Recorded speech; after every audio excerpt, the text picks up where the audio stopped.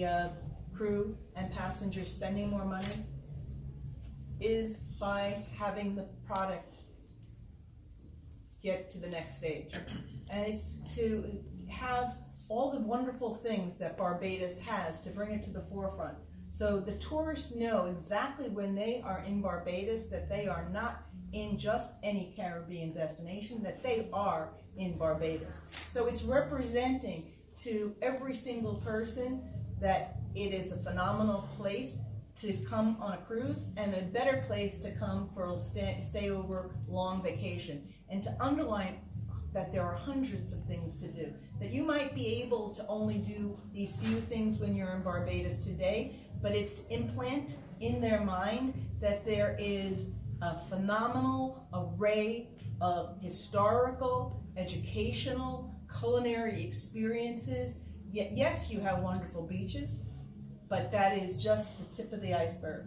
That this is the place that is going to cater to you. So that is what we're working on, is options, and it's communication. There's a lot of private sector that doesn't necessarily understand that the cruise industry wants to work with them, and that's an impediment that the Prime Minister and the Minister is working on with us, because that's how we're going to get to the next stage. It's by having that improved product to create a demand destination. That Barbados has everything that Europe has, but we have to bring it to the forefront. We have to just have the people, when they get off the vessel, they say, we want to stay longer.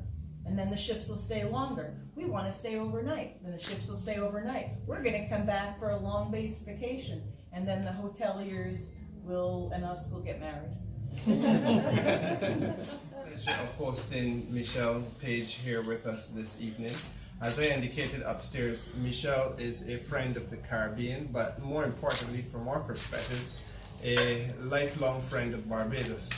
And certainly within the first 2 months of my becoming minister, I went in the company of the Prime Minister to meet Michelle in Florida, where we had some very serious heart-to-heart discussions on the state of affairs with respect to cruise in Barbados.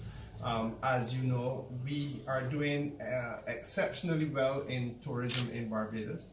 It is the engine of the economy that is firing.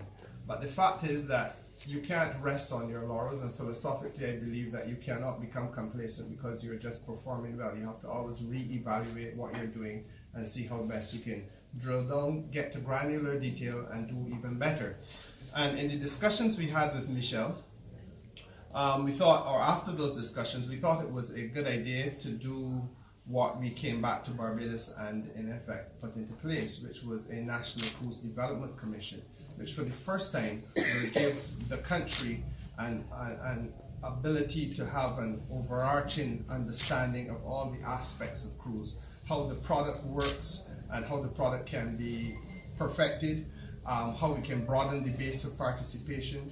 That participation must also include the ordinary transportation providers in Barbados, how we can have a diversity of the product so that we have nighttime activity as well as daytime activity, and by extension stretch the amount of hours that visitors will spend on island and boats spend in port, and of course increase the number of vessels coming into Barbados.